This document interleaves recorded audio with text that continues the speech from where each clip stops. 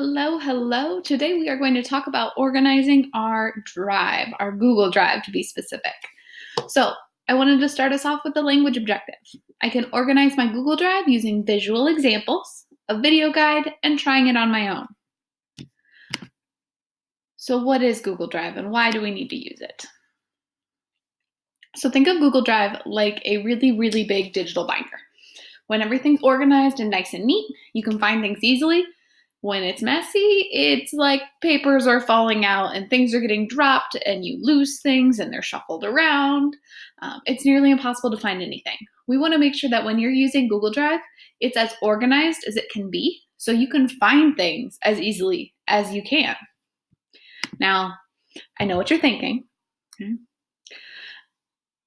I have a system already. It's a system of chaos. It's called organized chaos. That one is a particularly personal argument for me because I made that argument all the time. I don't really like the way that you're doing it. I don't need to be organized. I understand my mess. Looks like a lot of work. And I don't think that it'll help me. I'm just a messy person. So, a couple things about these arguments against organizing your drive. First and foremost, let's start with the green one over here, that looks like a lot of work. It might be at first, but once you start a process and stick with it, you'll find that it's actually really easy to stay organized, and you'll have to put in the effort once up front to really get that way, but then as long as you keep up with it, it really isn't that much work after that. The pink bubble and the orange bubble are both arguments that I have actually used. So if you talked to me in middle school or high school, I really wasn't that organized of a person. I would start the year really, really strong. I'd have my binder or my notebook, everything would be nice. And then by the end of the year, I just had papers shoved in notebooks. If I ever dropped my notebook, which I did often because I was a clumsy person, all the papers would just fly out across the floor, and I'd have to have like 6 people help me pick them up. So I have made the argument of organized chaos before. I have lived it, and I can tell you it is not worth it. There are better ways to help you out, and that's part of the reason why I'm here talking about it today. The next bubble, that yellow one in between, I don't really like the way that you're doing it. That's okay. There are tons of ways to organize yourself. This is one way that I'm going to teach you so you have something to start with. It takes years to actually practice the same organizational system until you really have a way to organize yourself down. So with this video and this lesson, hopefully this is some way that you can actually be like, yeah, okay, like this is something. I might make changes as I go, as I learn, but this is a foundation. It's a place to get you started. And then finally, that blue one, I don't think it'll help me. I'm just a messy person. That, my friend, is a fixed mindset. And I know we've heard these words before, but a fixed mindset means you're not willing to grow. You're not willing to change. When we are talking about the way we live, we always want to live with our growth mindset, that idea that we can always be better and we can always improve. I also claimed myself to be a messy person. That's just how I was. But I can tell you now that I am actually significantly less messy than I was when I was younger. And that is through a process, like actual effort of me putting in effort and trying to be less messy. So I know you have these arguments. You're like, Ms. Beadle, I don't know about this. Bear with me. I promise it will be worth it when we get to the end. It is definitely a great start. So what is our goal? Why are we here? What are we doing? So our goal today is to be able to quickly find any item in our drive and set up a system so it stays organized, to keep it organized. It's one thing to clean it out, but if you're somebody who has a messy room at home, okay, I can vouch for this too. If you're somebody who has a messy room at home, yeah, you might spend, several hours getting it clean, and then like 2 weeks later, it's a mess again. You didn't keep it organized. You had no system to keep it organized. The idea today is really clean it, get it ready, and then set it up so you can stay organized. So it isn't that green bubble that takes a lot of time and effort. So how are we going to get there? We're going to, number one, move some old items into folders. We're going to create new folders for each class that we have. We're going to color code it so that it's really easy to find. And then we're going to set dates to actually check back in and make sure things are staying organized. We need accountability. We need to hold ourselves to actually making sure that we're checking on this. Because again, like that room, if we're not checking to make sure that we're actually achieving our goals and actually saying like, yeah, okay, I'm going to stay organized. If we don't have a checkpoint in there, we're going to just go back to whatever we were doing before. I can say that these dates, some of this is stuff that you can do independently. So you can be like, I'm going to independently do this. Some of this is stuff that your advisory teacher in school can help with. These are not things that you have to do alone. You can even set an accountability buddy, somebody who is your friend, your buddy, to keep you accountable. And let's say you check on the same day, or your advisory all checks together. There are lots of ways that we can work together to help keep each other organized. So, step by step, let's baby walk through this. So, number one, we need to move all of our old documents to a folder. Anything that's currently in your drive needs to go in a folder. Anything that's free floating needs to go in a folder.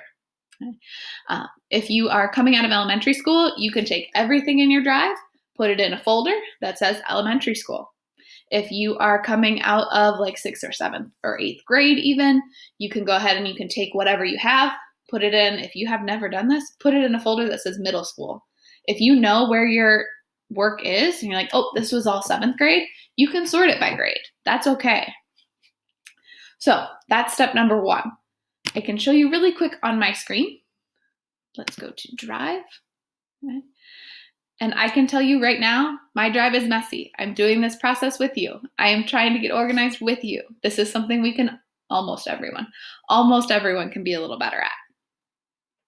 So as my drive loads, my drive will look a little different. I've done this before to the extent where like I have things in folders already, and I have a lot of folders.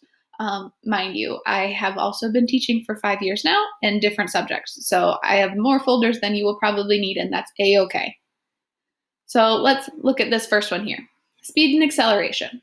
Okay, so that is something that I can tell you right now should have been in the science folder. So I am going to click on it, right click if you're on a computer, the 3 dots if you're on an iPad, and I'm going to click Move To. And I am going to say that this goes in the science folder. You can also do this exact same process that I'm showing you right here. See, moved it into there. Oh, nope, it froze. So moving in, science folder. Notice they're alphabetical. So when you do put your folders in here, they are all alphabetized for you. Clicking into science. Sorry, my computer's a little tired today. And I can even go one step further because my science stuff is sorted because I am a teacher and I really like organization. Okay, move here. So now it is officially moved. I saw it jumped out from here. I know that it is no longer in here. I also see this 3-2-1 acceleration lesson. Let me show you another way that you can move things. So the other way you could do it is you can literally click and drag and drop. And when those things have disappeared, which this is technically a separate thing, that means that they are in the correct spot. So that is the first part. Sorry, I have, like you can see, I have way too many tabs open. Number one, moving all your documents into the other folders. Perfect, done. If you're somebody who's sitting here like, well, I want pictures. I want a folder that's just for pictures. Go for it. Create a folder that's just pictures and put everything in there. Step number 2, though, is creating new folders that are color-coded for each of your classes. So that is the year that you are either currently in or the year that you're going into, depending on when you're watching this video. So I have space, math, and then the color blue. This space is actually for the number, oops, not the 3, the year of class that you are. So one thing that I really like about this organization system and using the number first is that I already told you everything is alphabetized. So when I have a number in my title, like I have right here, it goes to the very top of my sheet. So let's say because I am an 8th grade teacher, I'm going to create a new folder by clicking the little new button. I'm going to title it, and I want to title this 8th grade science or 8 science. So this is my science class, so I'm going to type 8, no space, science, just like that. I will create my folder. It will pop up. Notice here it is right at the top. And then when I click on it, 3 dots again, if you're on an iPad, you can change the color. So science is supposed to be green. Now I have a green science folder. This will tell you really quickly without having to look and read all the titles what each thing is. You're going to get really comfortable with the colors because not only will they match your drive, but they're going to match your binders. And if you're coming out of elementary school, they already do match your binders. And then if you're going into high school, they're going to match your binders in high school too. So this way it is all organized and those colors are going to become muscle memory. You're not going to have to read every title. You can glance at it and say, I know what that color is. So step number 2, creating those new folders. I showed you one. You're going to create 4 at least for your core classes: math, literacy, science, social studies.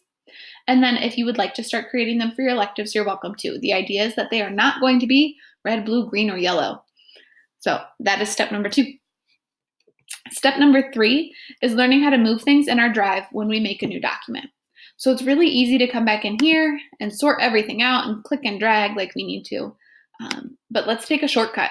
So let's say I just created this slideshow, which you can see I have up. Okay? Right next to it, I have this little folder. So this is either a folder or a plus button with the little drive logo. I'll show you here. When you click on either the folder or the drive logo, it will pop up with a menu. You can choose where you want it to go, and then you'll click move here. So this one is already in its appropriate spot, so I'm not going to move it.